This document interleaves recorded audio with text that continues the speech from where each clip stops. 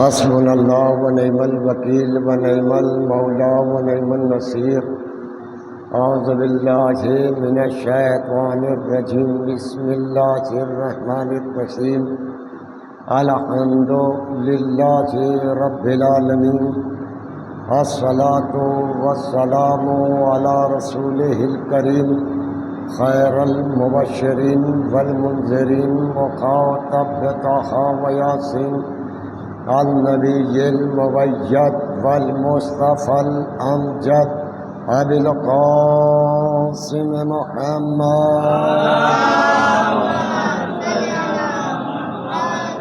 ثم الصلاة على الطیبین الطاہرین المعصومین المظلومین المنتخبین، ولعنۃ اللہ علی اعدائہم اجمعین من یومنا ھذا الی یوم الدین۔ اما بعد فقد قال اللہ تعالی فی محکم کتابہ المجید والفرقانہ الحمید، وهو اصدق الصادقین وقولہ الحق۔ اعوذ باللہ من الشیطان الرجیم، بسم اللہ الرحمن الرحیم۔ والنجم اذا هوى وما ضل صاحبكم وما غوى وما ينطق عن الهوى إن هو إلا وحي يوحى۔ صلوات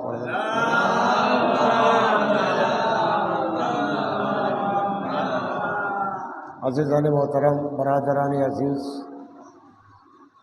عزاداران سید الشہداء غم گساران اہل بیت، پروردگار عالم نے دنیا میں جو بھی چیز بنائی ہے بیکار ابس نہیں ہے۔ اس نے ہمیں بنایا تو کسی کام کے لیے بنایا ہے۔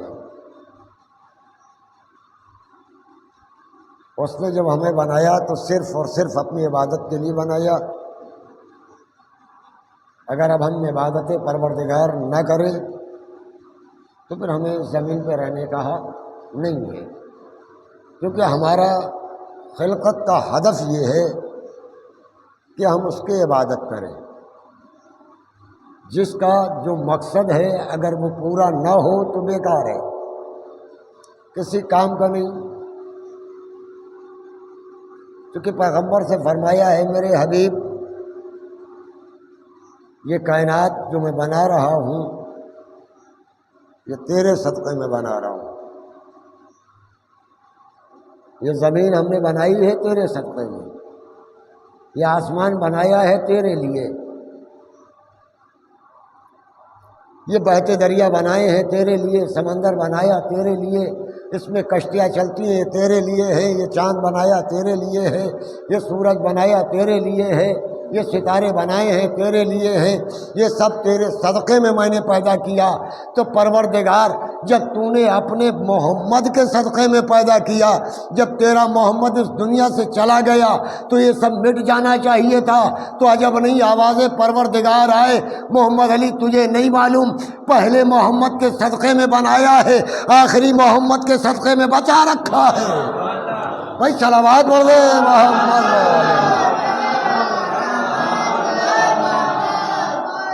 پہلے محمد کے لیے بنایا ہے، یہ ساری پوری دنیا محمد کے صدقے میں بنایا۔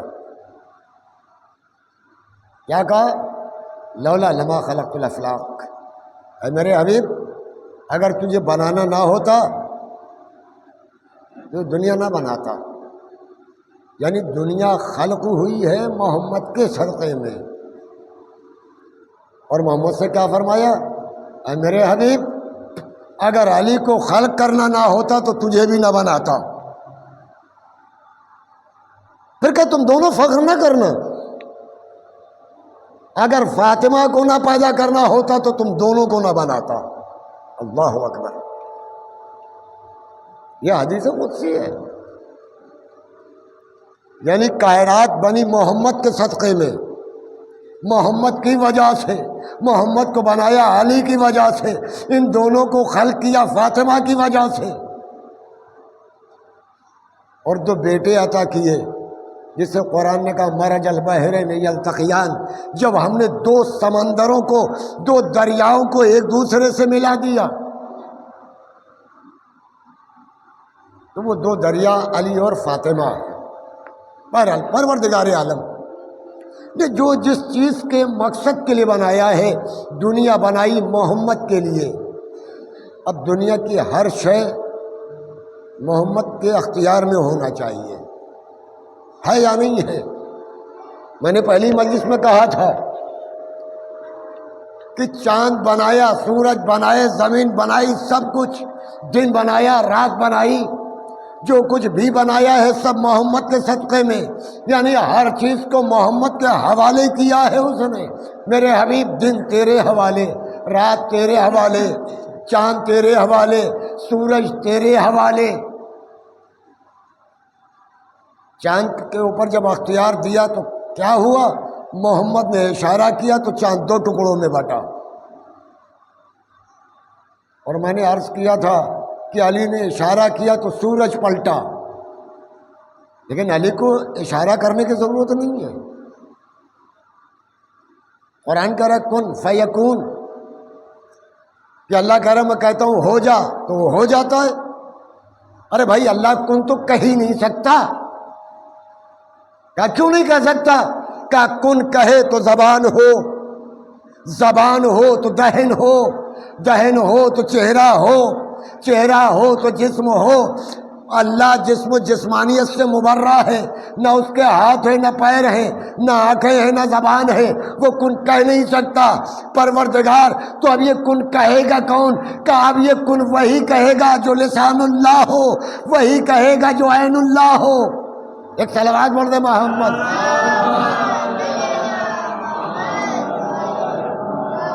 تو اللہ تو کن کہہ نہیں سکتا، تو علی کو اشارہ کرنے میں ضرورت ہی نہیں ہے۔ دلیل، جب ہمارا اور آپ کا مولا میدان صفین کے لیے جا رہا ہے تو راستے میں ایک خطہ پڑا جہاں پر عصر کی نماز کا وقت آ گیا۔ صحابیوں نے کہا مولا عصر کا وقت ہے، کہا علی اس خطے پہ سجدہ نہیں کر سکتا۔ کہا مولا کیوں؟ کہ یہاں پر پروردگار کا عذاب ہو رہا ہے، جتنی جلدی ہو یہاں سے نکلو۔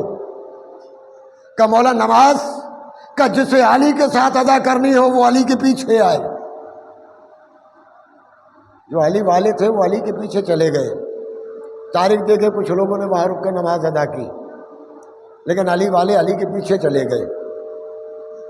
جب وہ عرض کا خطہ نکل گیا، میرے مولا نے پڑاؤ ڈالا، سورج ڈوب گیا۔ جب سورج ڈوبا میرے مولا نے مؤذن سے کہا اذان کہو۔ آواز آئی مولا مغرب کی کہوں یا عصر کی؟ کہا عصر کی۔ اذان ہوئی، مکبر کو حکم دیا اقامت کہو، ہاتھوں کو جوڑ کے کھڑا ہو گیا، مولا مغرب کی اقامت کہوں یا عصر کی؟ کہا عصر کی۔ سورج ڈوبا ہوا ہے، اقامت ہو رہی ہے، قد قامت الصلاۃ کی آواز آئی، میرا مولا اٹھ کے کھڑا ہو گیا۔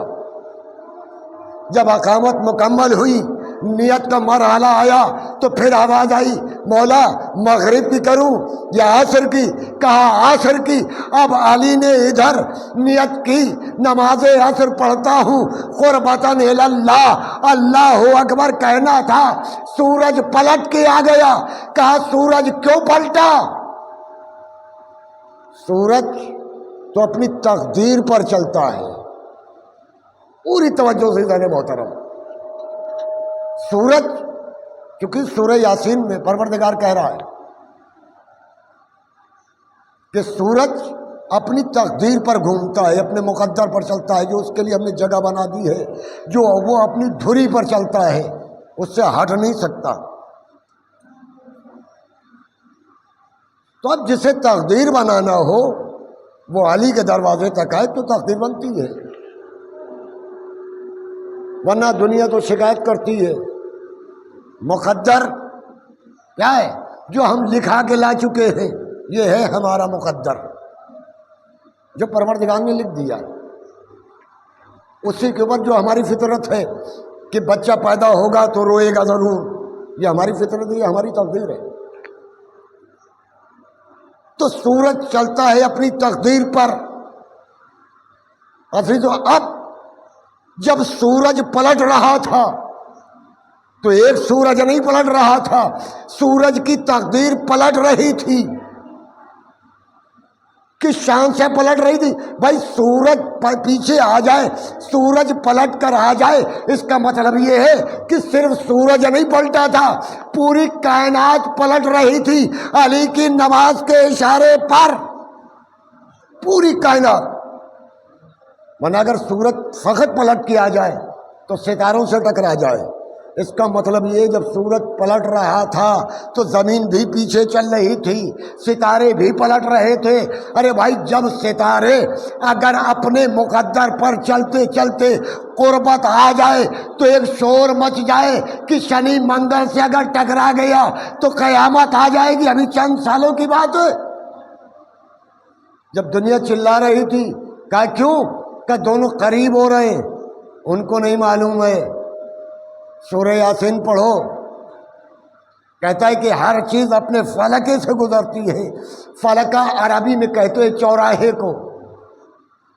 گاڑی کتنی بھی تیز آ رہی ہو، جب چوراہے پر آتی ہے تو وہ اس کی تقدیر بدل جاتی ہے، پھر وہ آہستہ ہو جاتا ہے، پیچھے سے آنے والی گاڑی اتنی ہی تیز آ رہی ہے۔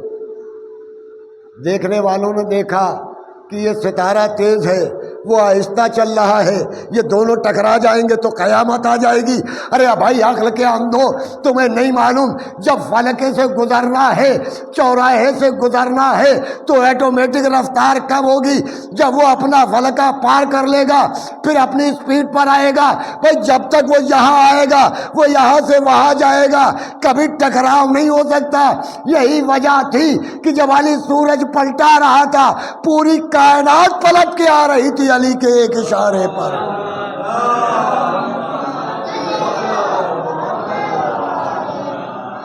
یہ ہے علی۔ اور پھر آپ دیکھیں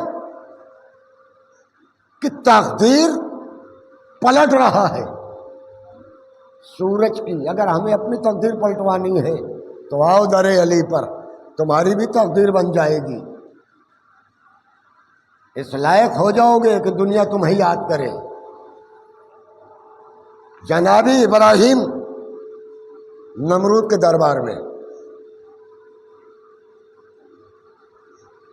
جب گئے ہیں تو وہ اپنے کو کہتا تھا انا ربکم الاعلی، میں تمہارا سب کا رب ہوں۔ ابراہیم فقط نبی نہیں تھے، قرآن نے بڑھ کر آواز دی کہ صدیقاً نبی، یا ابراہیم صدیق تھے۔ پوری توجہ سے جانے محترم، ابراہیم کیا تھے؟ صدیق تھے، نبی تھے، پہلے سچے تھے پھر نبی تھے۔ بھائی میں نہیں کہہ رہا ہوں، قرآن کہہ رہا ہے کہ ابراہیم صدیق تھے۔ تو اب صدیق کے لیے ضروری ہے کہ اگر کوئی کاذب سامنے ہے تو اس کے جھوٹ کو سامنے لے کے آئے، اس کو اس کا منہ توڑ جواب دے۔ نمرود کہہ رہا تھا کہ انا ربکم الاعلی، میں تمہارا رب ہوں، جھوٹا تھا۔ جناب ابراہیم پہنچے، کہا تو جھوٹ بولتا ہے، تو رب نہیں ہو سکتا۔ کہا کیوں؟ کہ رب، میرا رب وہ ہے یحیی و یمیت، جو حیات دیتا ہے اور موت دیتا ہے۔ نمرود نے برجستہ کہا یہ تو میں بھی کر لیتا ہوں، حالانکہ وہ جانتا تھا کہ میں نہ کسی کی موت پر اختیار رکھتا ہوں نہ کسی کی حیات پر اختیار رکھتا ہوں۔ بھائی پہلے تجھے اپنی موت اور حیات پر اختیار ہو تو کسی دوسرے کی موت اور حیات کے اختیار کی بات کرے۔ جب تجھے اپنے اختیار نہیں ہے تو تو دوسرے کی موت اور حیات کا کیا ذمہ دار بنے گا؟ لیکن جیسے اس نے کہا کہ یہ میں کر لیتا ہوں، جناب ابراہیم، بھائی دو چیزیں ابراہیم نے اپنے رب کے لیے بیان کی۔ ایک کیا کہا کہ حیات دیتا ہے، ایک دوسری چیز کہ وہ موت دیتا ہے، یعنی وہ زندہ بھی کرتا ہے، مارتا بھی ہے، موت بھی دیتا ہے۔ بھائی قرآن نے ہمیں ایک چیز بتائی کہ ان دو صفتوں میں سے جو صفات اللہ کے ہیں، ابراہیم ہے، صدیق ہے، سچا نبی ہے، وہ کیا کہہ رہا ہے کہ میرا رب وہ ہے جو موت پر بھی اختیار ہے، حیات پر بھی ہے، موت بھی دیتا ہے، حیات بھی دیتا ہے۔ صدیق کہہ رہا ہے یعنی پروردگار ہونے کے لیے دو صفتیں ضروری ہیں، ایک موت دے، دوسرے حیات دے۔ تو قرآن میں آپ دیکھیں ایک نے ایک صفت کو اپنایا ہے، کسی کو موت نہیں دی ہے، حیات دی ہے۔ وہ کون؟ عیسیٰ ابن مریم نے، جناب عیسیٰ نے حیات دی ہے، کسی کو موت نہیں دی۔ جب ایک صفت والا نبی اگر ایک صفت اللہ کی آ جائے تو پھر عیسائی یہ کہہ بیٹھتے ہیں کہ یہ اللہ کا بیٹا ہے۔ پوری توجہ سے جانے محترم کہ اگر ایک صفت کو انجام دے تو اللہ کا بیٹا بن جائے، جو دونوں صفتوں کا مالک ہو، جو موت بھی دے رہا ہو، حیات بھی دے رہا ہو۔ ایک صلوات بول دے محمد وآلہ محمد۔ آپ کو یاد ہے واقعہ نا؟ دو جملے کہہ دوں کہ جب بڑھیا اپنے بیٹے کو لے کے آئی ہے، کہا علی میرا بیٹا مر گیا، کہا تو میں کیا کروں؟ کہا نماز پڑھا دیجئے۔ علی خاموش ہے۔ پھر بڑھیا نے کہا علی بیٹا لائی ہوں، نماز میت پڑھا دو۔ علی خاموش ہے۔ تیبارہ پھر کہتی ہے کہ یہی وصی رسول ہونے کا دعویٰ ہے، جنازہ دروازے پر ہے، نماز پڑھانے کے لیے نہیں چلتے۔ اب میرا مولا اپنی جگہ سے اٹھا۔ میں کہوں گا مولا اتنی دیر کیوں کی؟ ہمارے یہاں حکم ہے کہ وارث کم از کم 3 مرتبہ اجازت دے، اس کے وارث سے پوچھو نماز پڑھاؤں یا نہ پڑھاؤں۔ علی خاموش رہے۔ جب 3 مرتبہ کہہ دیا ضعیفہ نے کہ جنازہ ہے تو علی اٹھے، اور سب جانتے تھے کہ زندہ ہے۔ علی نے اللہ اکبر کہی، سب ہنسنے لگے کہ علی دعویٰ کرتے میں زمین سے زیادہ آسمان کے راہوں کو جانتا ہوں، چادر کے نیچے کی خبر نہیں ہے کہ یہ زندہ ہے یا مردہ۔ علی نماز پڑھتے رہے، لوگ مذاق بناتے رہے۔ جب علی پڑھ چکے تو لوگوں نے کہا یا علی تم تو دعویٰ کرتے ہو میں زمین سے زیادہ آسمان کی راہوں کو جانتا ہوں، ایک چادر کے نیچے کا پتہ نہیں۔ کہا کیا ہوا؟ کہا تو یہی پتہ نہیں زندہ ہے یا مردہ۔ کہا تو دیکھ لو اسے۔ آگے چادر کا پلو ہٹا تو کیا دیکھا؟ زندہ تھا لیکن مردہ ہو گیا۔ ایک صفت جناب ابراہیم نے بتایا ہے کہ میرا رب وہ ہے جو موت بھی دیتا ہے، حیات بھی دیتا ہے، یوں ہی ویمیتو، حیات دیتا ہے، موت دیتا ہے۔ علی نے نماز جنازہ پڑھی، زندہ تھا، مردہ ہوا۔ جب ضعیفہ نے دامن پکڑا، ٹھوکر مار کے بتایا کہ اب تو اڑ جا میری اجازت سے۔ اب علی کی مرضی سے اڑ رہا ہے اور پڑھ کیا رہا ہے؟ لا الہ الا اللہ محمد رسول اللہ۔ علی کے اندر دونوں صفتیں ہیں۔ جیسے ہی فرعون نے یہ لفظ کہا کہ تو میں بھی کر لیتا ہوں، فوراً ہی جناب ابراہیم نے دوسری صفت بیان کی، کہ میرا پروردگار وہ ہے یاتی بہی مشرق، جو سورج کو پورب سے نکالتا ہے۔ یاتی نکالتا ہے یا نکالتا رہے گا، کیونکہ مضارع کا صیغہ ہے یاتی، دو معنی دیتا ہے، کر رہا ہے یا کرے گا، دونوں معنی، نکالتا ہے اور نکالتا رہے گا۔ اور کہا میرا پروردگار وہ، پھر تو صفتیں ہیں، میرا پروردگار وہ ہے جو مغرب میں غروب کر دیتا ہے۔ اگر تو رب ہے تو نکال دے مغرب سے۔ میں کہوں گا ابراہیم بہت بڑی بات کہی، کم از کم نکالنے کی تو بات نہیں، یہی کہہ دیتا کہ ڈوبنے سے کچھ دیر کے لیے روک لے. کیوں کہ اگر وہ روک لیتا تو کم سے کم بلال جیسا تو ہوتا. بھائی ایک بلال ہے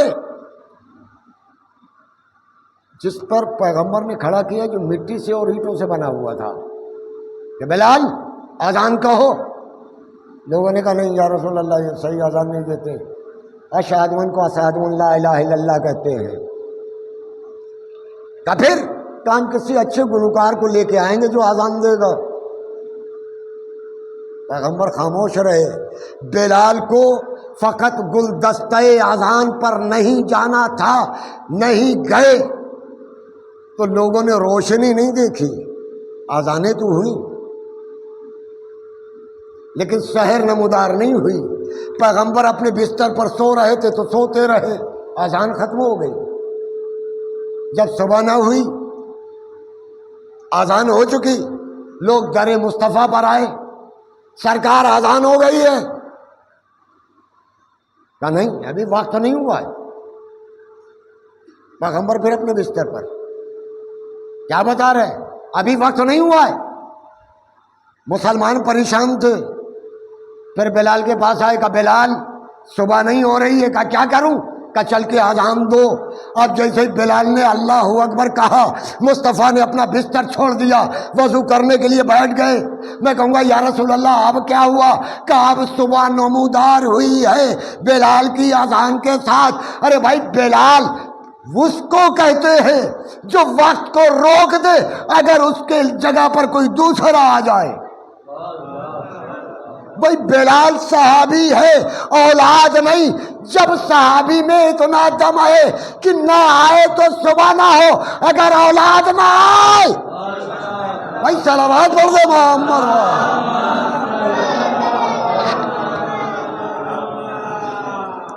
یہ صحابی کو اختیار ہے، اگر گلدستہ اذان پر نہ آئے تو صبح نہ ہو. اختیار تو دیکھے صحابی رسول کا. دنیا کہتی ہے کہ ہم صحابہ کو نہیں مانتے، ہم سے زیادہ کون مانتا ہے. یہ ہے صحابی. دیکھیے اب کہ اگر اذان نہ دے تو صبح نہیں ہوتی. یہ بلال کا اختیار تھا کہ تم مجھ سے چھین رہے ہو، چھین کے دکھاؤ، ہم صبح ہونے نہیں دیں گے. ارے ابراہیم یہی کہہ دے کہ روک لے، کم سے کم بلال جیسا تو بنے. یہ نہیں کہا کہ میرا رب وہ ہے جو پورب سے نکالتا ہے پشچم میں غروب کر دیتا ہے. میں کہوں گا ابراہیم اپنی جگہ پر رہنا. تمہارا رب وہ ہے جو پورب سے نکالے پشچم میں ڈبو دے. اگر کوئی پشچم سے نکال دے تو کیا مطلب ہے؟ وہ رب ہو جائے گا. اچھا ابراہیم یہ بتاؤ کیا تم نہیں نکال سکتے تھے پشچم سے سورج کو؟ کہ نکال سکتا تھا. تو پھر نکالا کیوں نہیں؟ کہ نکالا اس لیے نہیں، اللہ نے مقدر کر دیا تھا علی کے نام کہ سورج کو علی پلٹائے گا، اس لیے میں نے نہیں پلٹایا چونکہ علی کے مقدر میں تھا سورج پلٹانا. ورنہ محمد پر جب وحی آ رہی تھی تو محمد خود پلٹا لیتے نماز ادا کرنے کے لیے. کیوں کہا علی تو پلٹا؟ محمد جانتا ہے تقدیر میں لکھا ہے علی کے لیے اللہ نے سورج پلٹانا، اس لیے کہا یا علی سورج پلٹا دے. صلوات پڑھ دے محمد.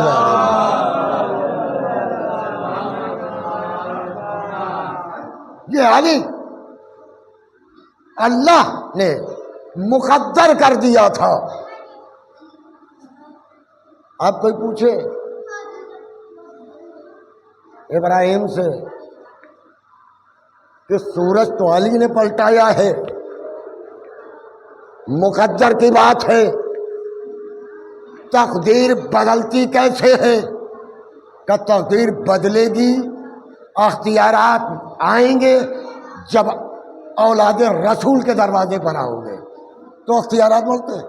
یہ بلال کا اختیار تھا. اختیار معرفت کے ساتھ ہوتے ہیں. جتنی معرفت ہو اتنے اختیارات بڑھ جاتے ہیں۔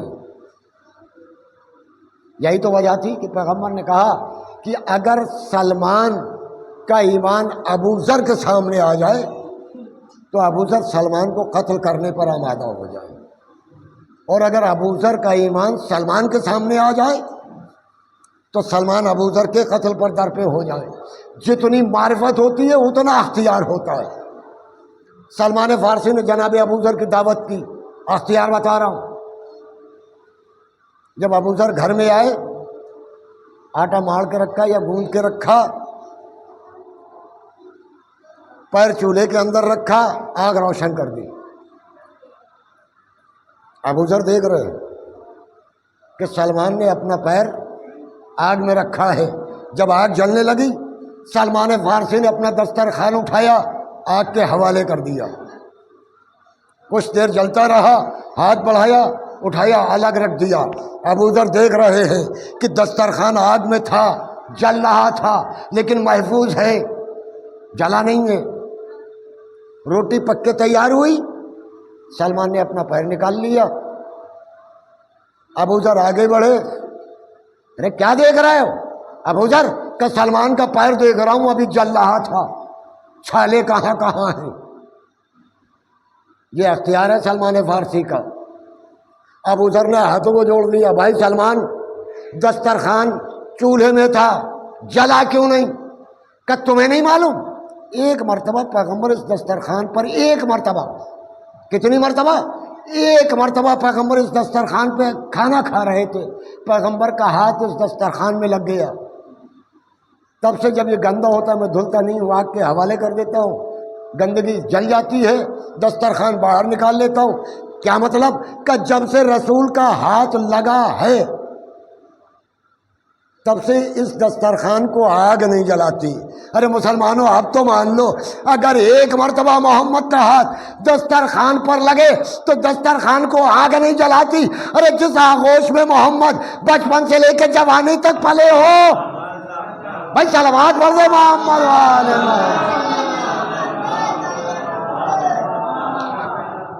جس آغوش میں پیغمبر پروان چڑھو، کتنی مرتبہ پیغمبر نے چھوا، اسے جہنم جلائے گی۔ ایسا کیسے ہو سکتا ہے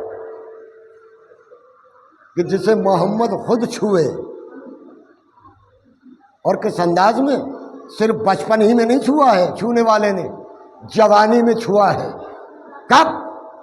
جب اعلان رسالت کیا، شیب ابی طالب میں رہے تو ابو طالب کا دستور تھا رات کو سوتے ہوئے بھتیجے کو گود میں اٹھاتے تھے، بستر چینج کر دیتے تھے، بیٹے کو لا کے لے ڈال دیا۔ جملہ یاد دلاؤ، آپ اندازہ لگائیں کہ اہمیت کیا تھی اور کیا ہے ابو طالب۔ ابو طالب جوانی میں محمد کو اٹھا رہے، علی کے بستر پر، کبھی عقیل کے بستر پر، کبھی جعفر کے بستر پر، کبھی طالب کے بستر پر لٹال رہے ہیں، اور ادھر سے ادھر لا کے لٹالتے۔ کیوں؟ اگر رات کے سناٹے میں حملہ ہو جائے تو بھتیجا بچے، بیٹا مارا جائے۔ جب احد میں پیغمبر اپنی ناکے سے گرے ہیں، پوری توجہ، بڑے اطمینان سے دو جملے کہہ رہا ہوں، جب پیغمبر احد میں ناکے سے زمین پر گرے ہیں،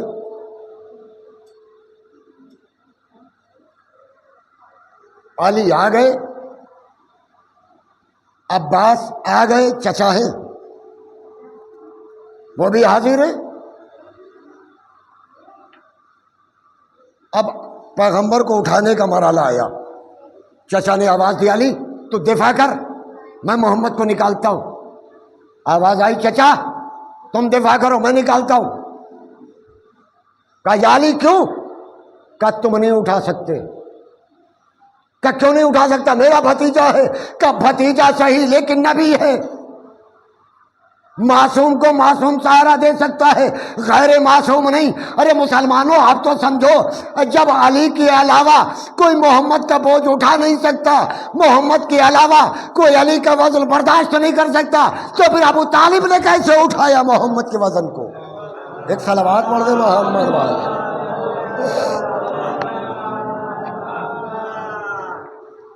تو جتنی زیادہ معرفت ہو اتنا اختیار۔ بلال کا اختیار دیکھا، اور اختیارات دیکھیے۔ ابو ثمامہ سیداوی، ابو ثمامہ سیداوی کہاں ہے؟ میدان کربلا میں ہے۔ اختیار دکھا رہا ہوں، میدان جنگ میں تھے، خیمے میں نہیں۔ جیسے ہی اول وقت ظہر کا ہوا، سر اٹھایا۔ آج تو بڑے سے بڑا عالم بھی نہیں بتا سکتا کہ ظہر کا اول وقت کب ہے۔ ابو ثمامہ سیداوی نے دیکھا کہ نماز کا اول وقت ہے، وہاں سے ارادہ کیا چل کے مولا کو بتائیں۔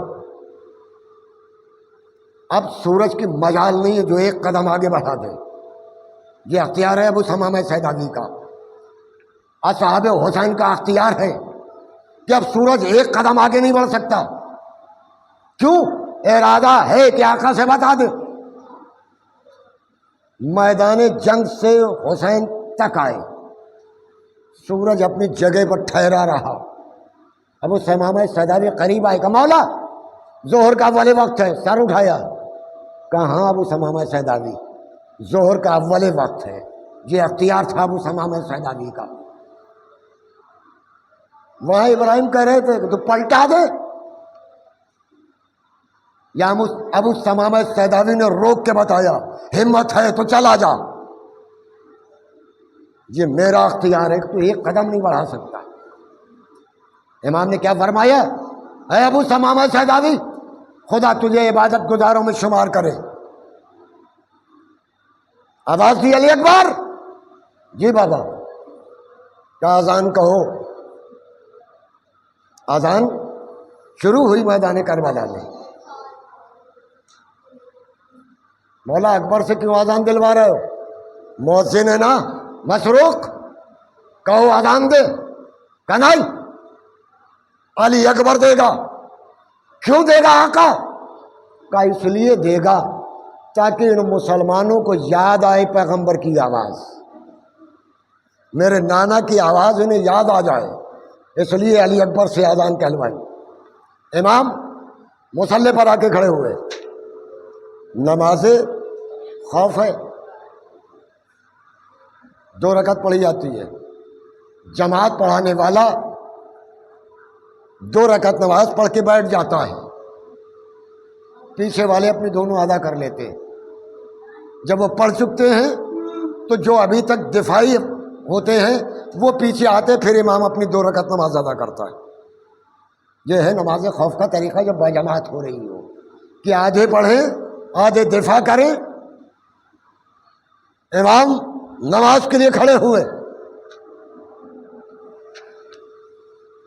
ابراہیم نے کہا میرا پروردگار وہ ہے جو حیات دیتا ہے موت دیتا ہے، حسین کے صحابی وہ ہیں جو موت پر اب بھی اختیار رکھتے ہیں، حیات پر بھی اختیار ہے۔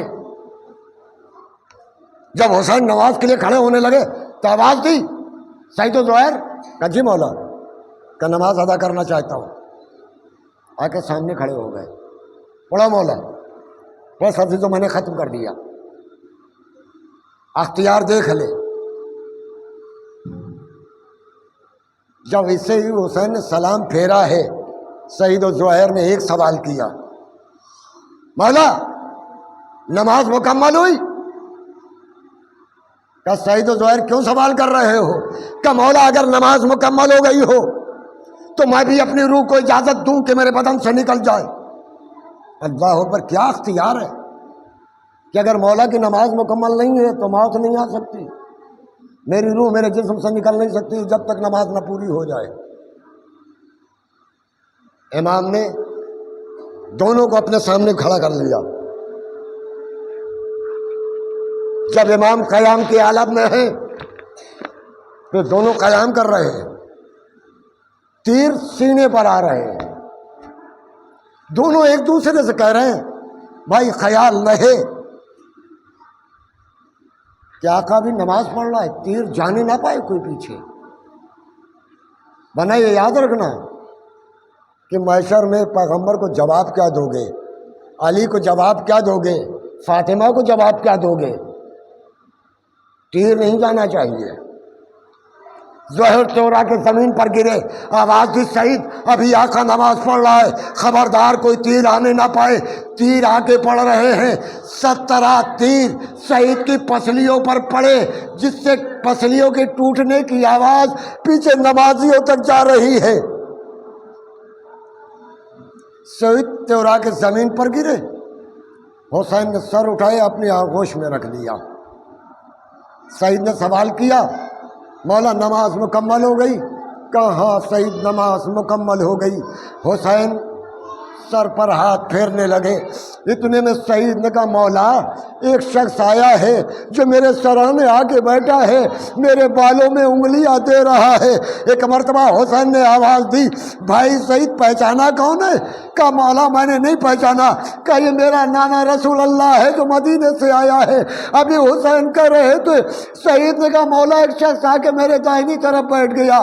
کہا بھائی سعید پہچان یہ میرا بابا علی مرتضیٰ ہے. ایک مرتبہ سعید کہتا ہے مولا ایک شخص آیا ہے جو میرے بائیں طرف بیٹھ گیا، میرا آہستہ آہستہ بازو دبا رہا ہے. حسین نے فرمایا بھائی سعید یہ میرا بھیا حسن ہے. ایک مرتبہ سعید کہتے مولا ایک محتمہ آ رہی ہے، میرے پائے کی آ کے بیٹھ گئی.